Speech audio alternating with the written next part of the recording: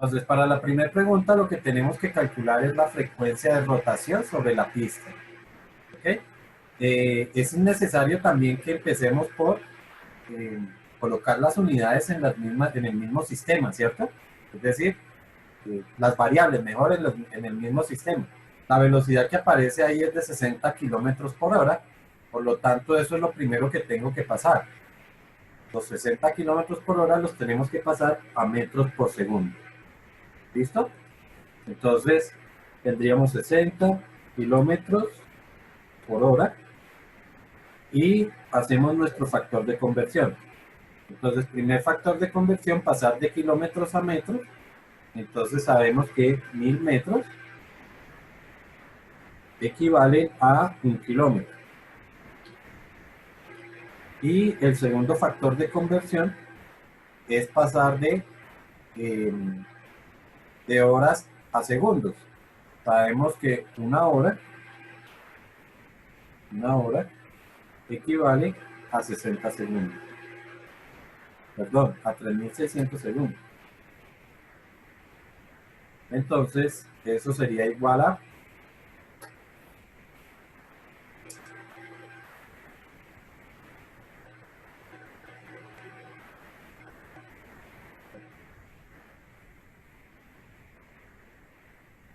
16.67, ¿cierto? Sí, 67 metros por segundo. ¿Okay? Ya tenemos entonces las unidades en el sistema que necesitamos. Entonces la velocidad, aquí, velocidad igual a 16.6 metros por segundo. Listo. Ya sabemos entonces la velocidad tangencial, pero lo que me está pidiendo es la rotación, ¿cierto? La rotación, o para poder saber esa frecuencia, yo necesito saber cuántas veces va a recorrer los 400 metros, porque es que la pista tiene 400 metros. Entonces, significa que necesito saber esos 16.67 metros por segundo, cuántas rotaciones son. Es decir, cuántos 400 metros son. ¿Listo?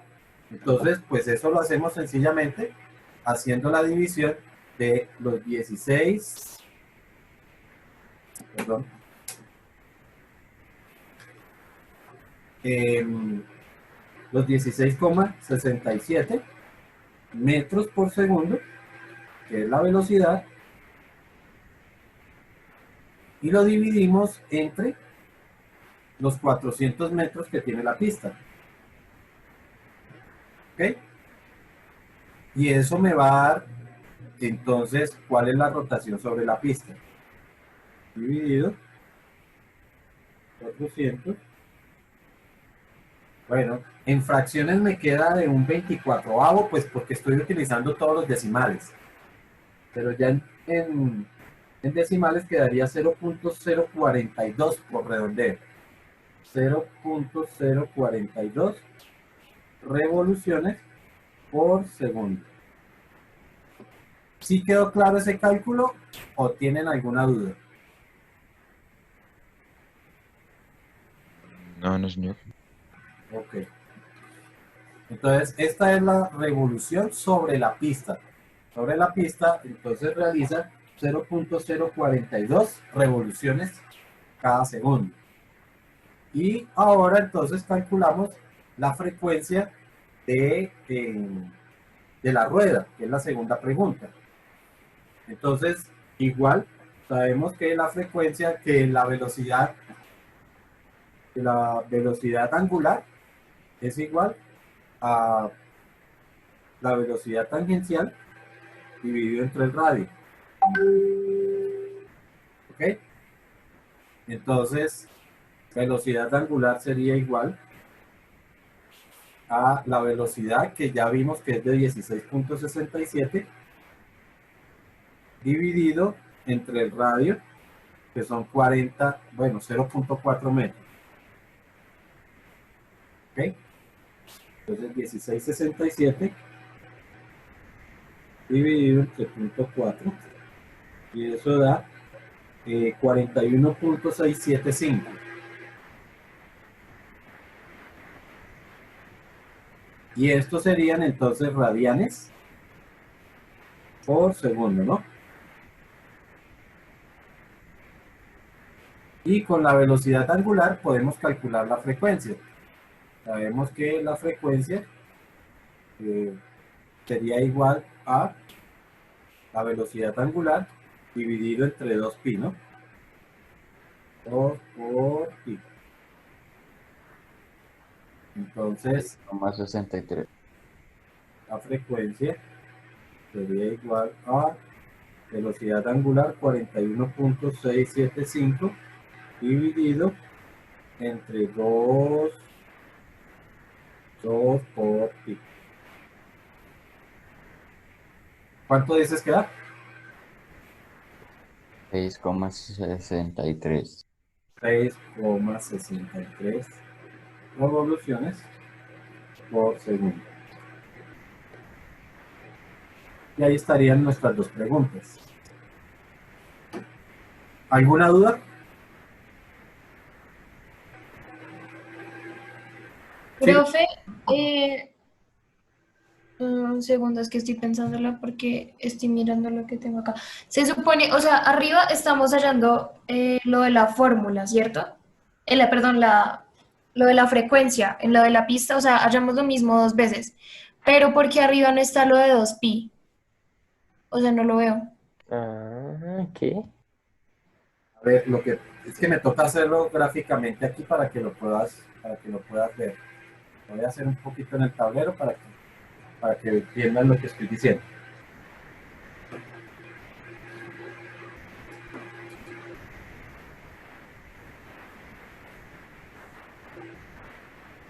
El velódromo, este es el velódromo. ¿Sí? Es decir, la pista del ciclismo. ¿Vale?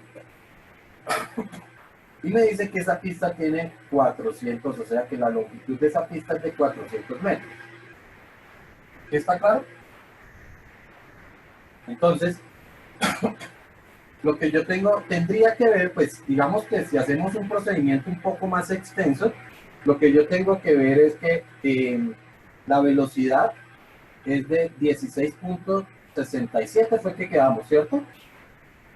Metros por segundo. Si nosotros, yo puedo calcular entonces, si tengo la velocidad y tengo la distancia que recorre, pues puedo calcular el tiempo. ¿Cuánto tiempo tarda en dar un solo giro? Entonces, si yo calculo el tiempo, el tiempo sería igual a la distancia dividida, la distancia recorrida dividida entre la velocidad. Es decir, 400 sobre 16.67. ¿Cuánto me daría eso? 24. 400. Vamos a colocarlo con todos los decimales. Dividido 16.67. 23.99. Sí, casi 24. 23.99. Después sigue 52. Bueno, vamos a dejarlo así. 52. ¿Listo? Recuerden que ese es el tiempo, o ese sería el tiempo que tarda en dar un solo giro. 23 segundos, no sé qué cosa. ¿Ok? ¿Cómo se llama el tiempo que tarda en dar un solo giro? ¿Cómo le llamamos al tiempo que tarda en dar un solo giro? ¿Cómo dijimos que se llamaba eso?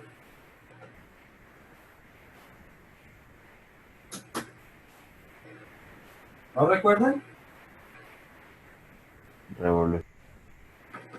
No, entre las variables que vimos, ¿cómo se llama el tiempo que se tarda en dar un solo giro? Periodo. A esto se le llama periodo. O sea que el periodo es precisamente de 23,9952. ¿Listo? Y a su vez sabemos que el periodo es inversamente proporcional a la frecuencia, o sea que la frecuencia era igual a 1 dividido entre el periodo. Entonces esto sería 1 dividido entre 23.9952. 1 dividido entre eso. Y ahí está precisamente el 0.042 que da. ¿Ok? No sé si le puedo tomar foto a eso, es que la verdad no le veo casi.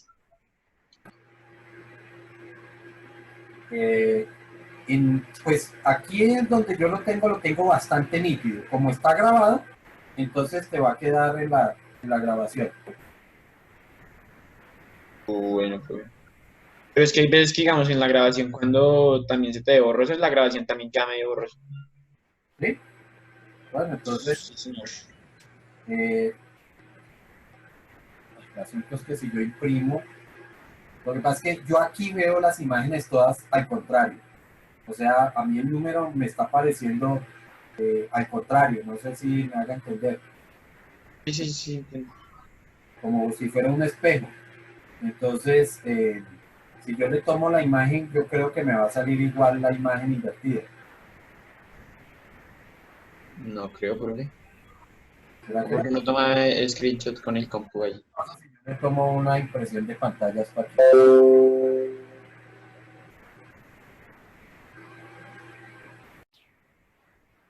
Entonces, la otra forma de representarlo es precisamente como lo hemos hecho ahí en el tablero. Voy a hacerla acá. ¿Ok? Está viendo entonces que la distancia, como la distancia es igual a la velocidad por tiempo, entonces también puedo decir que el tiempo que tarda en realizar un solo giro sería igual a la distancia que va a recorrer dividido entre la velocidad. ¿Ok? Para nosotros, entonces ese tiempo sería en distancia 400 metros, tiempo sería igual a los 400 metros dividido entre la velocidad que era 16.67. Y dijimos que eso daba 23.99. 23.99. Voy a colocar los otros dos decimales. 52. ¿Ok? Ese es el tiempo que tarda. El tiempo que tarda en dar un solo giro. ¿Listo?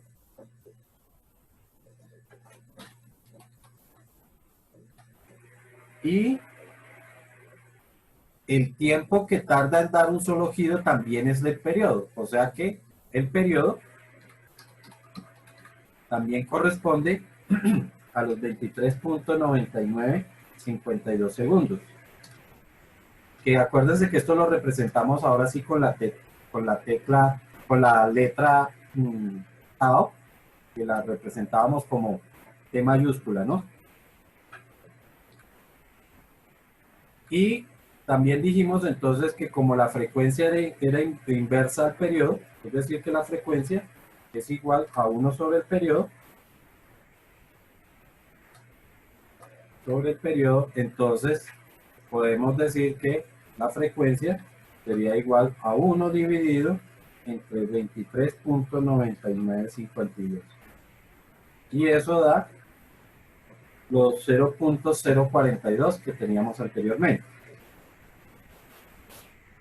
0.42. Y unidades son revoluciones por segundo. ¿Alguna duda hasta ahí? No. Entonces, cuando nosotros tenemos un objeto que está realizando un giro, pongamos que el objeto está girando en este sentido, ¿sí? Habíamos dicho que la velocidad angular correspondía al ángulo que se barre en una unidad de tiempo, ¿cierto? Pero entonces, y aquí está gráficamente qué es. Pero ¿cómo podríamos representar la velocidad que tiene el objeto? Precisamente por eso se llama velocidad tangencial, porque es la velocidad que se presenta en el extremo de la circunferencia. ¿Ok? Esa velocidad entonces nosotros la podemos representar precisamente como una línea tangente. La línea tangente, recuerden que es una línea que toca la curva en un solo punto. pero es una línea recta. ¿Ok? O sea que con esta flecha yo puedo representar la velocidad tangencial. La velocidad que tiene en este instante la puedo representar de esta forma. Cuando el objeto se encuentre en este punto de acá, pues la velocidad tangencial estará dirigida en este sentido. Que tiene la misma magnitud, pero ha cambiado de dirección. Cuando se encuentre en este punto, la velocidad tangencial irá en este sentido, y cuando se encuentre en este punto, la velocidad tangencial irá en este sentido. ¿Sí estamos hasta ahí? Todas estas me están indicando cuál es la velocidad tangencial que tiene en cualquier instante o en esos puntos determinados. ¿Sí estamos? Nosotros, Sí, señor. nosotros habíamos definido la aceleración como el cambio de velocidad en una unidad de tiempo, ¿cierto? Pues resulta que esta velocidad, como él está girando en forma constante, esta velocidad tiene el mismo valor. ¿Sí está claro? Tiene el mismo valor. Lo único que está cambiando aquí es la dirección. Pero como al fin y al cabo, una suma vectorial, ¿sí? O una operación vectorial implica también un cambio en la dirección o un cambio de dirección. Eso significa entonces que aquí sí vamos a tener cambios de velocidad a través de algunos procedimientos que realmente implican otros conocimientos de vectores, ¿sí? Que pues lo realizarán en otro nivel de estudio. Entonces se puede demostrar que la aceleración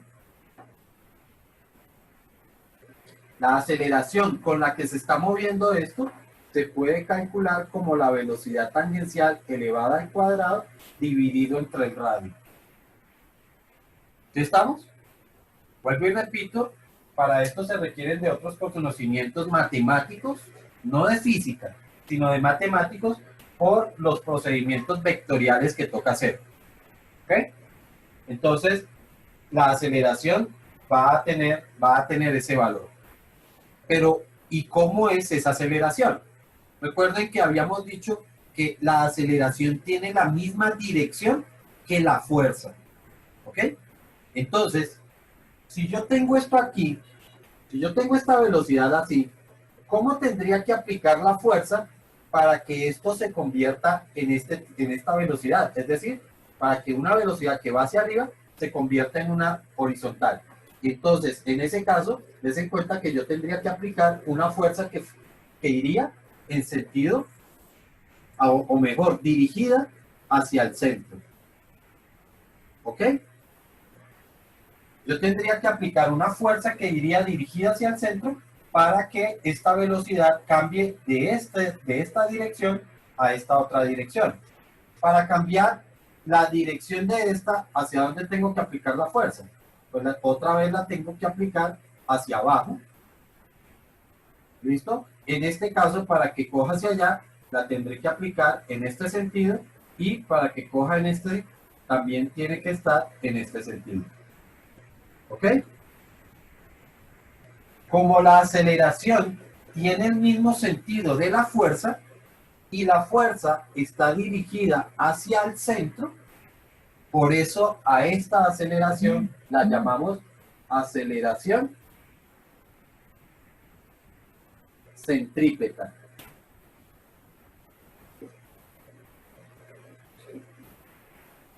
¿Ok? La llamamos aceleración centrípeta. Todo porque ella debe estar dirigida hacia el centro. ¿Listo? Y de acuerdo a la segunda ley de Newton, si existe una aceleración, es el producto de una fuerza. ¿Qué fuerza? Pues precisamente esta fuerza que estamos señalando acá. Entonces, si existe aceleración centrípeta, también tendrá que existir una fuerza.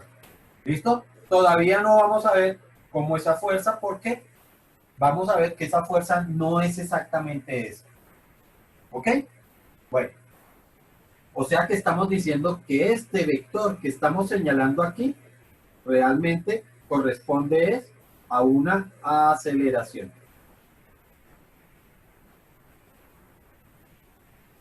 Que es la aceleración centrípeta. ¿Listo? Entonces, veníamos diciendo que si existe una aceleración, entonces es porque se ha efectuado una fuerza.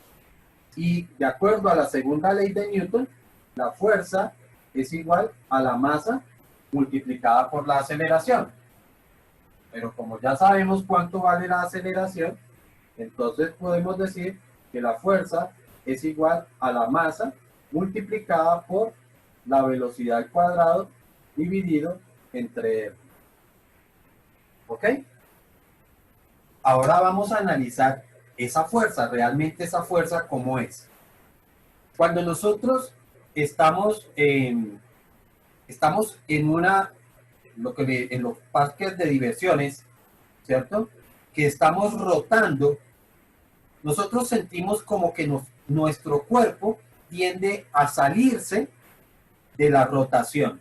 Es decir, estamos frente a una fuerza que nos está tratando de sacar de esa rotación. ¿Ok? Esa fuerza se debe precisamente a la inercia, porque nuestro cuerpo tiende a conservar su condición de movimiento. O sea que vamos a tener una fuerza que está dirigida hacia afuera. ¿Listo? Como esa fuerza está dirigida hacia afuera, entonces esa fuerza la llamamos fuerza centrífuga. ¿Listo? Esto, entonces, es una fuerza que se llama fuerza centrífuga. Que vuelvo y digo, es una fuerza natural que tiende a sacar a los cuerpos de su rotación. ¿Listo? Pero bueno, yo tengo una fuerza que me está tratando de sacar de mi rotación, pero a su vez puedo seguir rotando, porque en el caso de la licuadora o en el caso de los juegos de los parques de diversiones, las personas no se salen de los carritos, no se salen de las rotaciones. Las personas siguen rotando y rotando y rotando. ¿Qué significa? Que necesariamente hay una fuerza que está dirigida hacia adentro. ¿Ok? Y esa fuerza que está dirigida hacia adentro la llamamos fuerza centrípeta. O sea que, así como existe una fuerza centrífuga que me está tratando de sacar de la rotación, existe una fuerza que me está manteniendo dentro de la rotación. Y vuelvo y repito, esa fuerza la llamamos fuerza centrípeta.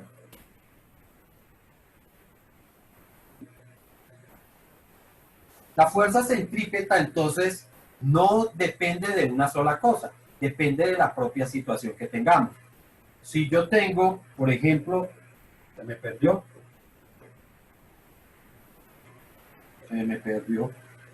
aquí lo tengo. Si yo tengo este objeto que lo tengo atado a la cuerda y lo hago girar, ¿cierto? Entonces sabemos que existe una fuerza, la fuerza natural que lo está sacando, que es la fuerza centrífuga. Esa fuerza es la que hace que la cuerda se mantenga tensa. ¿Por qué? Porque ella está siempre tratando de sacarlo. Pero a su vez, la misma cuerda está ejerciendo una fuerza dirigida hacia adentro. ¿Ok? Entonces, ¿recuerdan cómo se llaman las fuerzas realizadas por cuerdas? Tensión. ¿Cuál? Tensión. Tensión, claro. Entonces, en este caso, vamos a tener una tensión. Es decir, que esta fuerza centrípeta se debe a una tensión.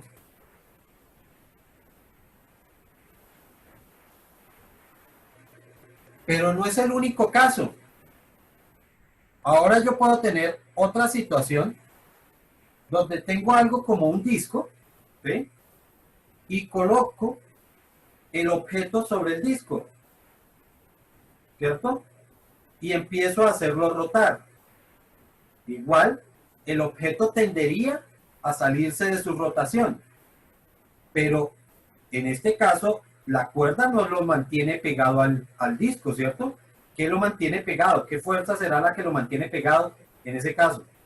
¿Cómo llamamos la fuerza que se ejerce entre dos superficies?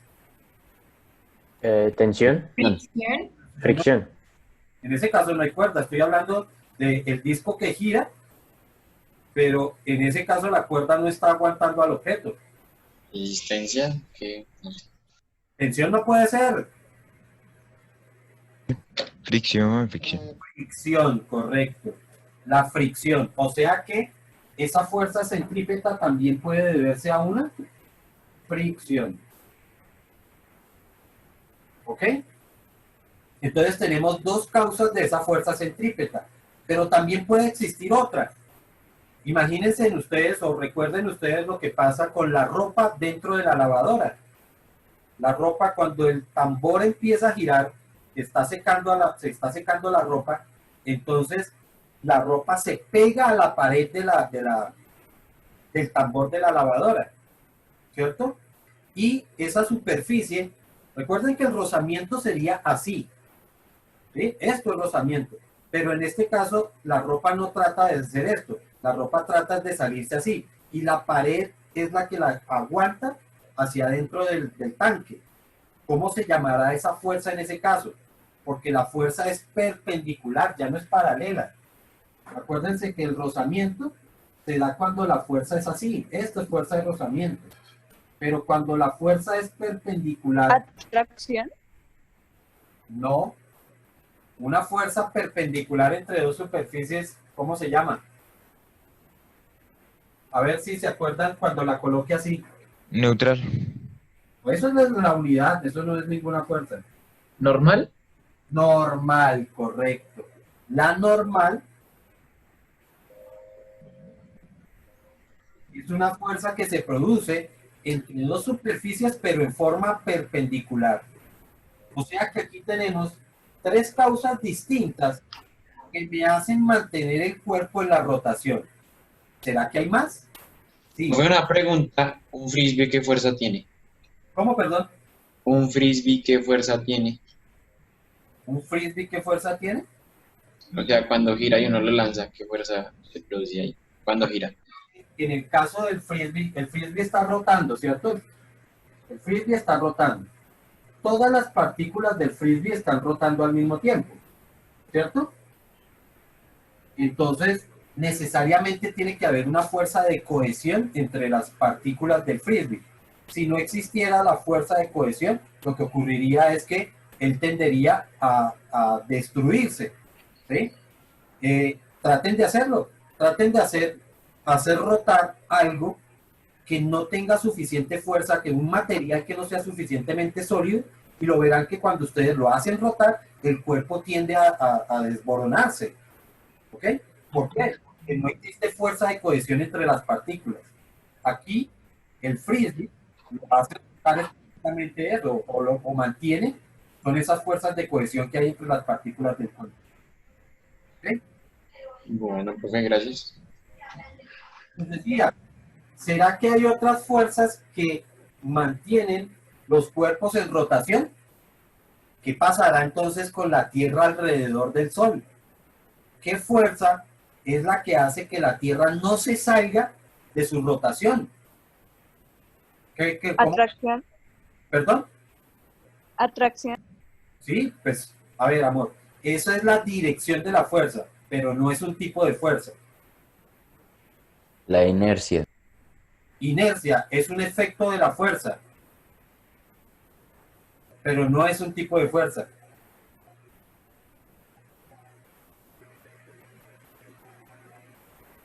A esas fuerzas se le llaman fuerzas gravitacionales.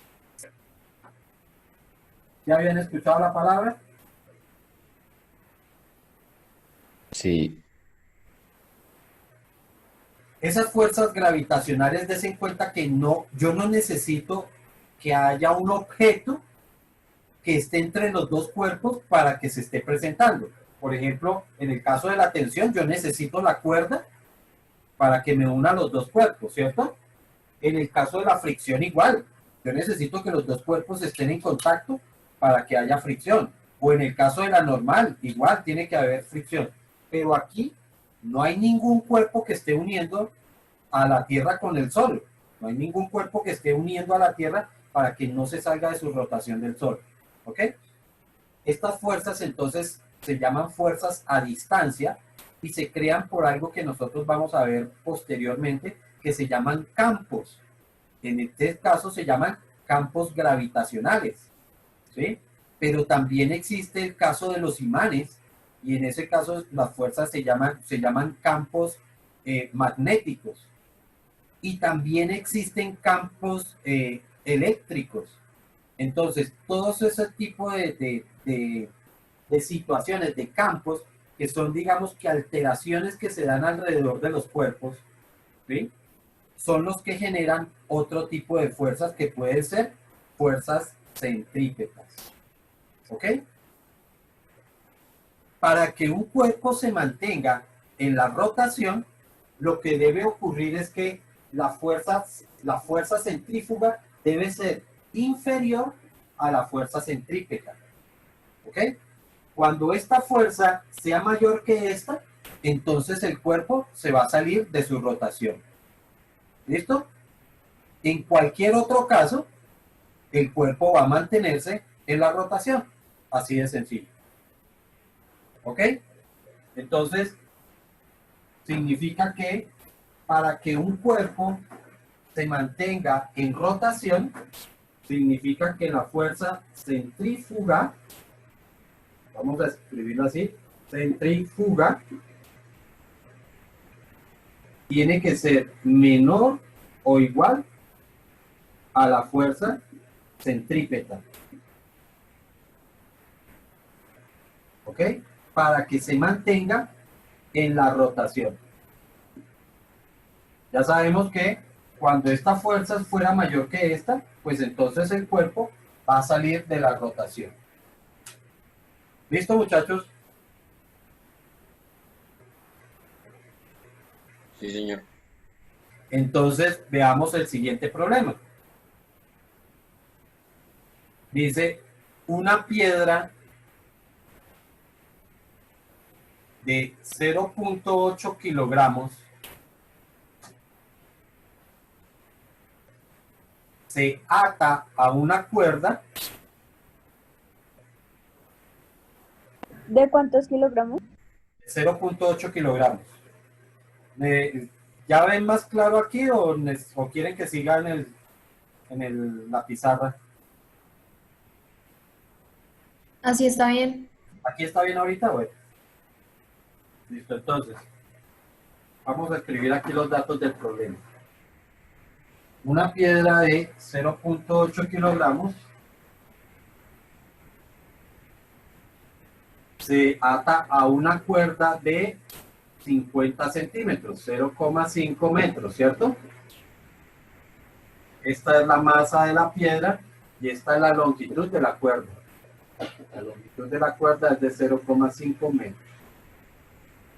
Punto seguido.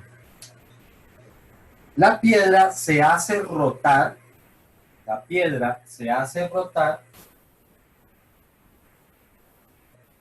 y cuando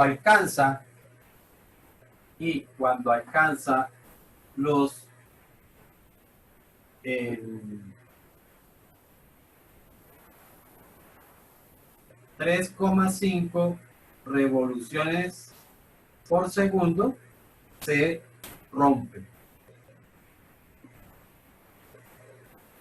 En el instante que, a ver, lo hago aquí gráficamente, ¿sí? Es algo como esto, y cuando la rotación de esto alcanza. Entonces, lo que estamos diciendo aquí es precisamente, les decía, esta situación en la que el cuerpo empieza a rotar y cuando dice que alcanza esta frecuencia, pues la cuerda se rompe. ¿Ok? ¿Cuál es la frecuencia máxima? Perdón, ¿cuál es la tensión máxima que soporta la cuerda? ¿Cuál es la tensión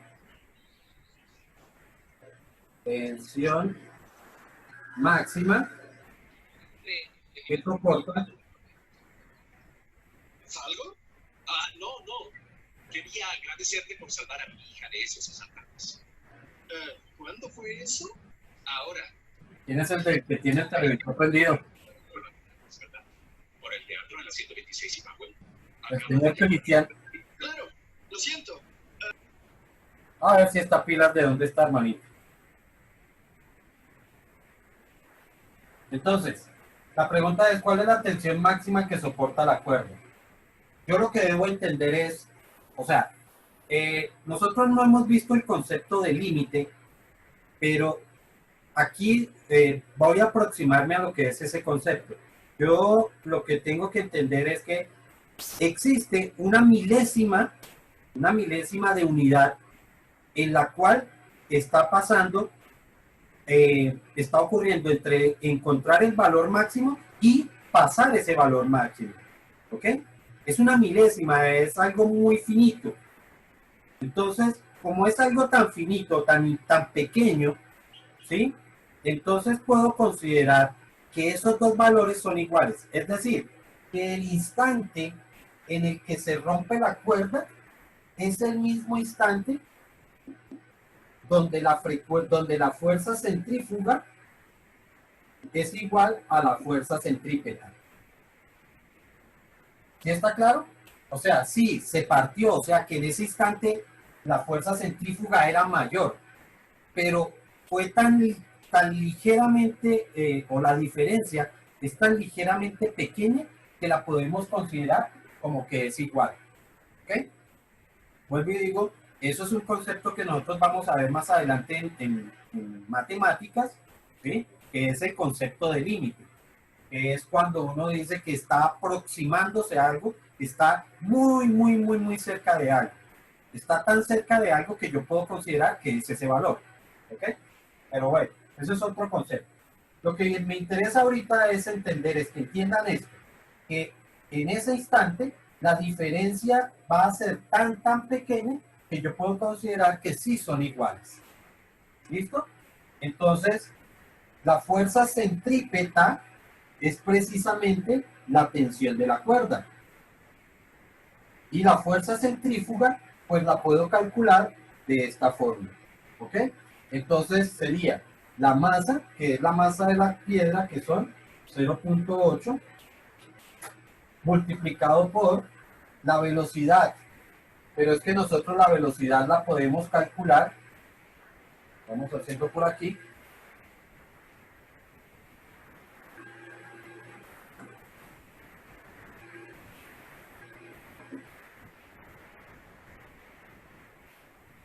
Sabemos que la velocidad se calcula como omega por R, que a su vez omega se calcula como 2 por pi por la frecuencia. Y como la frecuencia la conozco, entonces significa que omega va a ser igual a 2 por pi por 3,5. Por 3.5.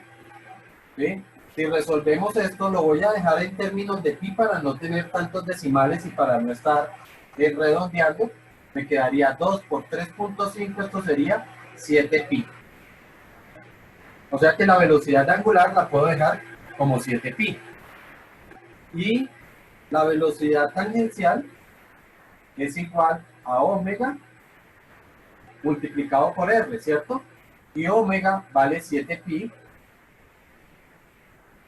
multiplicado por el radio, y el radio me dice, el radio es precisamente la longitud de la cuerda, es decir, por 0.5. Esto me vuelve a dar 3,5 pi. O sea que ya tengo el valor de la velocidad. Entonces, si reemplazamos, recuerden que esto sería valor de la velocidad 3,5 pi. Esto lo elevo al cuadrado y lo divido entre el radio, que vale 0.5. ¿Ok? Y ya con eso tenemos el valor de la tensión.